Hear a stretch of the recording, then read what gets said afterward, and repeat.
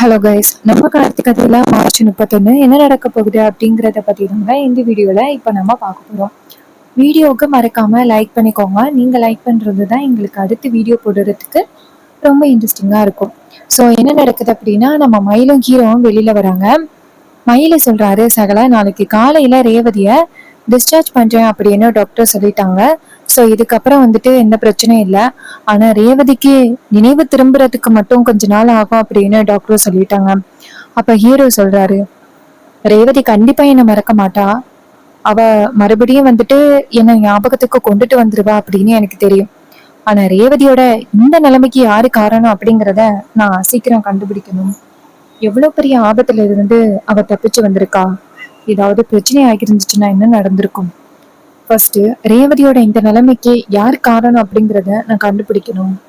இதை கேட்டதும் மயிலி சொல்றாரு, ஆமா சகல, நானும் அதை பத்தி தான் நினைச்சுக்கிட்டு இருந்தேன். ரேவதி நல்லபடியா பைக் வாங்கணும் அப்படின்னு போயிருக்கா. ஆனா அவளுக்கு இப்படி ஒரு நிலைமை வந்ததுக்கு காரணம் யாரோ ஒருத்தன் ஏதோ தெரிஞ்சே வந்துட்டு ரேவதிய இப்படி பண்ணிருக்க மாதிரி தெரியுது. அவ யாரு அப்படிங்கிறத நம்ம கண்டுபிடிக்கணும் சகலா. அப்ப ஹீரோ சொல்றாரு, சரி, அவ என்ன இடத்துக்கு போனா, சோ அங்கேருந்து நம்ம ஃபர்ஸ்ட் கேட்கணும். மயில சொல்றாரு, சகல ரேவதியை டிஸ்சார்ஜ் பண்ணி கொண்டு போய் வீட்டுல விட்டுட்டு நம்ம அதுக்கப்புறம் வந்துட்டு இந்த மாதிரி வேலையை பண்ணலாம். அப்ப ஹீரோ சொல்றாரு, சரி அப்படின்னு சொல்றாங்க. அப்புறமா டாக்டர் கிட்ட போய் பேசுறாங்க. டாக்டர் சொல்றாங்க, இங்க பாருங்க சார், அவங்களுக்கு நினைவு திரும்புறதுக்கு 1 மாசமோ 2 மாசமோ 1 வருஷம் கூட ஆகுறதுக்கு வாய்ப்பு இருக்கு. பட் அவங்களுக்கு நீங்க மட்டும் அழுத்தம் மட்டும் கொடுக்காதீங்க. அது கொடுக்காம இருந்தாலே போதும், அவங்களுக்கு வந்துட்டு ஆட்டோமேட்டிக்கா நினைவு வந்துடும். இதை கேட்டதும் ஹீரோ சொல்றாரு, சரிங்க டாக்டர் அப்படின்னு சொல்லிட்டு நாளைக்கு காலையில அவங்கள டிஸ்சார்ஜ் பண்ணி கூட்டிட்டு போகலாமா அப்படின்னு கேட்க, டாக்டர் சொல்றாங்க, கண்டிப்பா நாளைக்கு காலையில அவங்கள டிஸ்சார்ஜ் பண்ணி கூட்டிட்டு போகலாம். இதை கேட்டதும் நம்ம ஹீரோ வந்துட்டு சந்தோஷப்படுறாரு. அப்ப மயில சொல்றாரு, சகல, இதுல ஒரு விஷயம்தான் சகல வருத்தமா இருக்கு. ரேவதிக்கு உங்க நினைவுகள் எதுவுமே ஞாபகத்துல இல்லையே, அதை நினைச்சு பார்த்தாதான் கவலையா இருக்கு.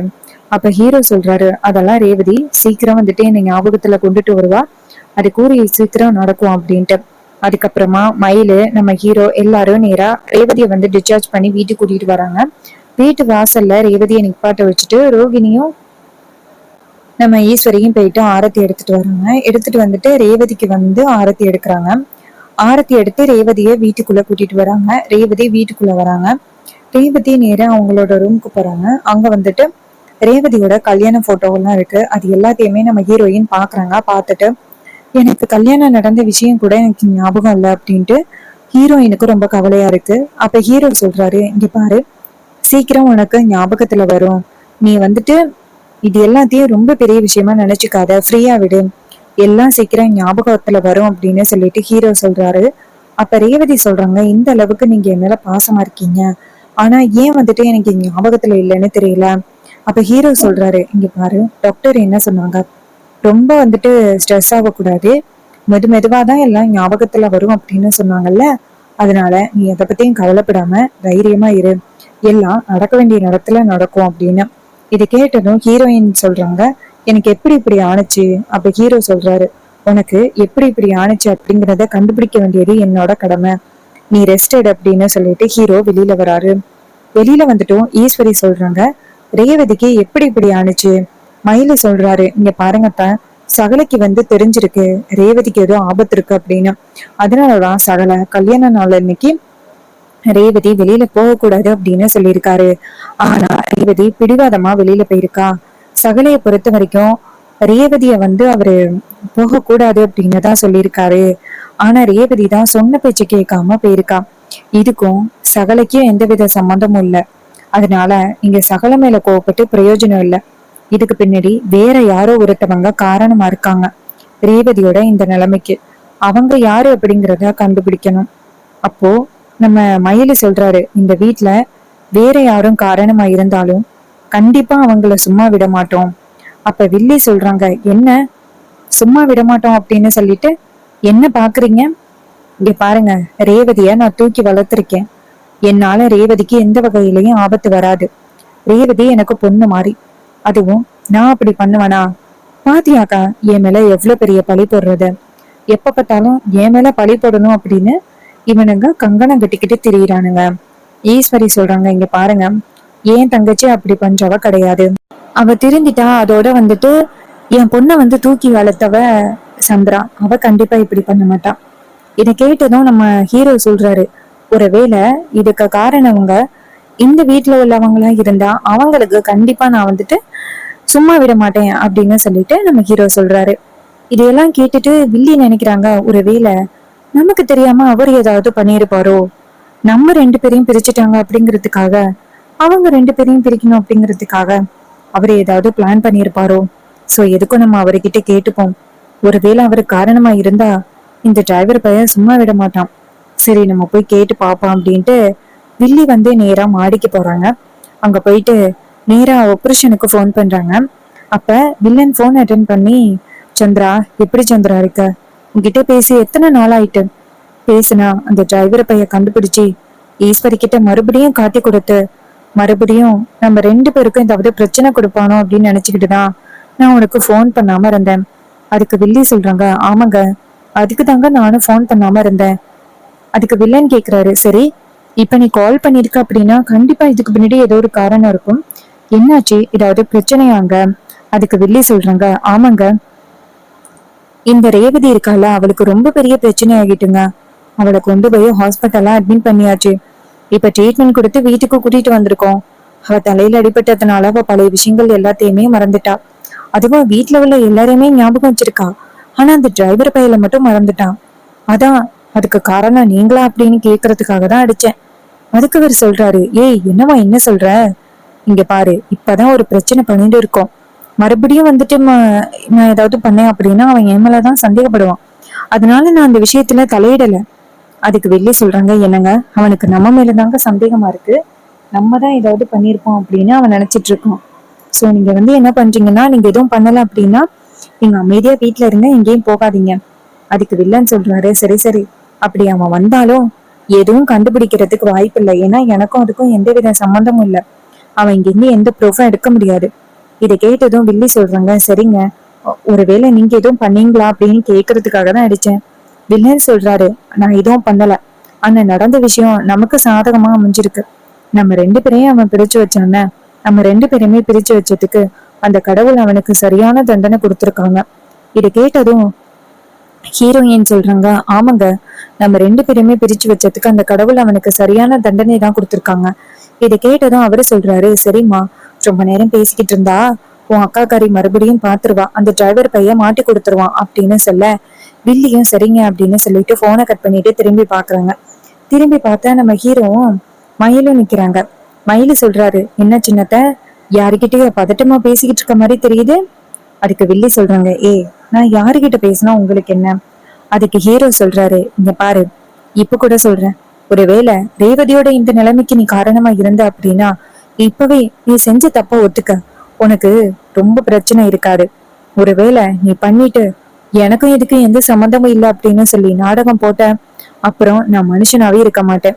இதை கேட்டதும் வில்லி சொல்றாங்க, இங்க பாரு எனக்கும் இதுக்கும் எந்த சம்மந்தமும் இல்லை, தேவையில்லாம ஏன் மேல பழி போடாத அப்படின்ட்டு போறாங்க. மயிலு சொல்றாரு, சகல எனக்கு என்னமோ சின்னத்த மேலதான் சந்தேகமா இருக்கு. ஹீரோ சொல்றாரு, இல்ல இவங்க கண்டிப்பா பண்ணல, இவங்க பண்ணிருந்தா இவங்களோட ஆக்ஷனே வேற மாதிரி இருக்கும், பட் இவங்க பண்ணல, இதுக்கு பின்னாடி வேற யாரோ ஒருத்தன் காரணமா இருக்கான், அவன் யாருன்னு கண்டுபிடிக்கணும்.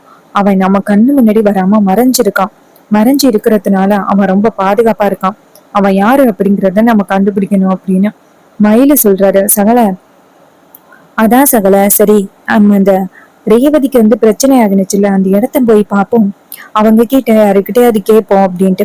அப்ப ஹீரோவும் சரி அப்படின்னு சொல்லிட்டு கிளம்புறாங்க. அப்ப மயிலு சொல்றாரு, எதுக்கும் அந்த சிவனாண்டி கிட்ட ஒரு தடவை நம்ம போய் கேட்போமா? ஹீரோ சொல்றாரு, சரி வாங்க போவோம் அப்படின்ட்டு நேரா சிவனாண்டியோட வீட்டு கதவை போய் தட்டுறாங்க. சிவனாண்டி கதவை தரது, என்ன வேணும் உனக்கு, எதுக்கு இங்க வந்திருக்க? அதுக்கு ஹீரோ சொல்றாரு, இங்க பாரு இப்ப ரீசெண்டா என் மனைவிக்கு ரொம்ப பெரிய பிரச்சனை ஆனிச்சு, சோ அதுக்கு காரணம் நீயா? மயில சொல்றாரு, இங்க பாரு அதுக்கும் எனக்கும் எந்தவித சம்மந்தமும் இல்ல, என்ன நடந்தாலும் ஏமலையே பழி போடலாம் அப்படின்னு நீ நினைச்சுக்கிட்டு இருக்காத. அதுக்கு ஹீரோ சொல்றாரு, இங்க பாரு ஒருவேளை நீ ஏதாவது பண்ணிருந்த அப்படின்னா இப்பவே தப்ப ஒத்துக்கிட்டேன்னா உனக்கு பிரச்சனை இருக்காது, ஒருவேளை நீ தப்ப ஒத்துக்காம உன் மேல ஏதாவது இருந்துச்சு அப்புறம் நான் உன்னை சும்மா விட மாட்டேன். அதுக்கு மயில சொல்றாரு, இங்க பாரு உன்ன ஏமலையே குறை சொல்லாத, நீ யாருக்கிட்ட பஞ்சாயத்து பண்ணியோ பிரச்சனை பண்ணியோ அவன் தான் உனக்கு அவ்வளவு பெரிய பிரச்சனையை கொடுத்துருக்கான். நீ தேவையில்லாம வந்துட்டு என் மேல பழி போடுறத கிளம்பு அப்படின்னு சொல்ல நம்ம ஹீரோ கோவத்துல அந்த இடத்துல இருந்து வெளியில வராரு. அப்ப மயிலு சொல்றத சகல இவனும் பண்ணல அப்படின்னு சொல்லிட்டான். எதுக்கும் இவன் மேல நம்ம ஒரு கண்ணு வச்சுப்போம். இதுக்கு காரணம் யாரு? ஹீரோ சொல்றாரு, சரி அந்த பிரச்சனை நடந்துச்சுல்ல, அந்த இடத்துல போயிட்டு நம்ம எதுக்கும் பார்ப்போம், வேற ஏதாவது நமக்கு தடயம் கிடைக்குதா அப்படின்னு பாக்கலாம்ல அப்படின்ட்டு அங்க இருந்து போறாங்க. போயிட்டு நேரா அந்த இடத்துல அங்க உள்ளவங்க கிட்ட விசாரிக்கிறாங்க. நேத்து ஒரு விபத்து நடந்துச்சு இல்ல, அப்போ உங்களுக்கு ஏதாவது தெரியுமா, நீங்க பாத்தீங்களா அப்படின்னு சொல்ல அதுக்கு அவங்க சொல்றாங்க, சார் அந்த வேனை நான் பார்த்தேன் சார், அந்த வேன்ல 2 பசங்க இருந்தாங்க சார் அப்படின்ட்டு.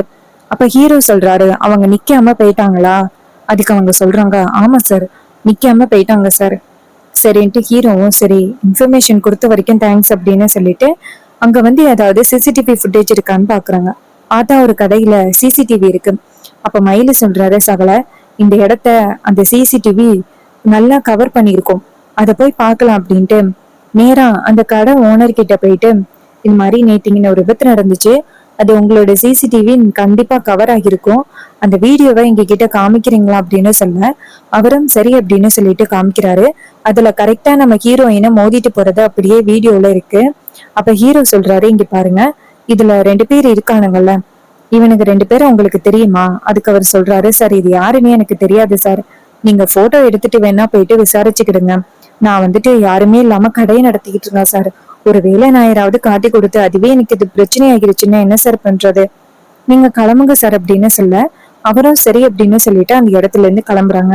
அப்ப நம்ம ஹீரோ என்ன பண்றாருன்னா நேரா அந்த இடத்துல இருந்து கிளம்புறாரு. அப்ப மயிலு சொல்றாரு, சகல இவனுங்களோட வீடியோவை எடுத்துக்கிட்டாச்சு, இந்த வீடியோவை கொண்டு போய் நம்ம வந்து அதிகாரிங்க கிட்ட காமிக்கலாம் அப்படின்ட்டு நேரா அந்த வீடியோவை அதிகாரிங்க கிட்ட காமிக்கிறதுக்காக வராங்க. அப்போ அதிகாரி வீடியோவை பார்த்துட்டு, சார் இவனுங்க 2 பேர் மேலதான் சார் உங்க ஒய்ஃப் வந்துட்டு கம்ப்ளைண்ட் கொடுத்தாங்க, சோ இவங்க 2 பேரும் தான் உங்க ஒய்ஃபோட இந்த பிரச்சனைக்கு காரணமா சார், இவனுங்க வயசு கோளாறுனாலதான் இப்படி ஒரு பிரச்சனை பண்ணானுங்க அப்படின்னா இவனுங்க வேணுக்குமே இதை பண்ணிருக்கானுங்க, இவனுங்கெல்லாம் வெளியில விட்டதே ரொம்ப தப்பு. அப்ப மயிலு சொல்றாரு, சார் அவனுங்களை நீங்க வெளியில விடாம இருந்திருந்தா இவ்வளவு பிரச்சனை வந்திருக்கவே வந்திருக்காது. அதுக்கு அவரு சொல்றாரு, சாரி சார் இவனுங்க ஏதோ வயசு கோளாறுல இப்படி பண்ணிட்டானுங்க அப்படின்னு நினைச்சோம், ஆனா இவ்வளவு பெரிய பிரச்சனை ஆகும் அப்படின்னு நான் கொஞ்சம் கூட எதிர்பார்க்கல சார். அதுக்கு ஹீரோ சொல்றாரு, சரி விடுங்க நான் பாத்துக்கிறேன் அப்படின்னு சொல்லிட்டு நேரா அதிகாரிங்க கிட்ட அந்த வீடியோவை கொடுக்குறாங்க. கொடுத்துட்டு இவனுங்க யாரு அப்படின்னு கண்டுபிடிச்சு அவனுங்களுக்கு சரியான தண்டனை கொடுங்க அப்படின்னு சொல்லிட்டு ஹீரோ வெளியில வராரு. இன்னொரு பக்கம் அந்த முருகன் வீட்டுலதான் இருக்கான். நம்ம ஹீரோ வந்துட்டு நேரா அவங்க வீட்டுக்கு போறாங்க. வீட்டுக்கு போயிட்டு அந்த அம்மா கிட்ட, இங்க பாருங்க உங்க பையன் எங்க அப்படின்னு சொல்ல உள்ளர இருக்கிற முருகன் வந்துட்டு ஹீரோவோட சத்தம் கேட்டதுமே தப்பிச்சு போக பாக்குறான். அப்ப ஹீரோ வந்துட்டு அந்த முருகனை பிடிக்கிறாங்க. வீட்டுல உள்ள அம்மாவும் அப்பாவும் தம்பி என்னாச்சு அப்படின்னு சொல்ல மயில் சொல்றாரு, உங்க பிள்ளை எவ்வளவு பெரிய வேலையை பண்ணிட்டு இங்க வந்து பதுங்கிருக்கான், அவனுக்கு நீங்க வந்து சப்போர்ட் பண்றீங்களா, இது மாதிரி எங்க வீட்டுல ஒரு பொண்ணுக்கு அவ்வளவு பெரிய ஆபத்தாகிச்சு, அதுக்கு காரணமே இவன் தான் அப்படின்னு. இதை கேட்டதும் அவங்க ஷாக் ஆகுறாங்க. என்ன சொல்றீங்க? அதுக்கு மயிலு சொல்றாரு, ஆமா எங்க பொண்ணு ரொம்ப நல்ல பொண்ணு, யாருக்குமே கஷ்டம் நினைக்க கூடாது அப்படின்னு நினைக்கிறவ, ஆனா அவளை போய் உங்க புள்ள வண்டியால இடிச்சிருக்கான், எங்க வீட்டு பொண்ணு இப்ப ஹாஸ்பிட்டல்ல அட்மிட் ஆயிருக்கான், அவ நல்லபடியா திரும்பி வருவாளா என்ன அப்படின்னே ஒரு சந்தேகத்துலதான் அவளுக்கு ட்ரீட்மெண்ட் பண்ணான், இது எல்லாத்துக்கும் காரணம் உங்க புள்ளதான், என்ன வளர்த்து வச்சிருக்கீங்க அப்படின்னு சொல்லி பேச அவங்க ரொம்ப அதிர்ச்சி ஆகுறாங்க. அப்ப ஹீரோ அந்த முருகனை வெளுத்து கட்டி அதிகாரிங்க கிட்ட பிடிச்சிட்டு போறாங்க. சோ இந்த கதை உங்களுக்கு பிடிச்சிருக்கா? இந்த கதை பிடிச்சிருந்துச்சுன்னா இந்த வீடியோவுக்கு மறக்காம லைக் பண்ணிக்கோங்க. நீங்க லைக் பண்றதுதான் எங்களுக்கு அடுத்த வீடியோ போடுறதுக்கு ரொம்ப இன்ட்ரெஸ்டிங்கா இருக்கும். ஸோ மறக்காம லைக் பண்ணிட்டு வீடியோவை திறந்து பாருங்க. ஸோ இதே மாதிரி வேற ஏதாவது ஒரு கதையில பார்ப்போம். அண்ட் நம்ம கிட்ட ஹேர் கிளிப்ஸ் அண்ட் அக்சசரிஸ் எல்லாமே அவைலபிளா இருக்கு. எல்லாமே ரொம்ப ரொம்ப அஃபோர்டபுள் ரேட்ல இருக்கு, அதாவது குறைந்த விலையில இருக்கு. வேணும் அப்படின்னா நீங்க வந்து கமெண்ட்ல ஹாய் அப்படின்னு மெசேஜ் பண்ணுங்க. இதை எப்படி பை பண்றது அப்படிங்கறத பத்தி உங்ககிட்ட நான் சொல்றேன். தேங்க்யூ ஃபார் வாட்சிங். நெக்ஸ்ட் வீடியோல பார்ப்போம்.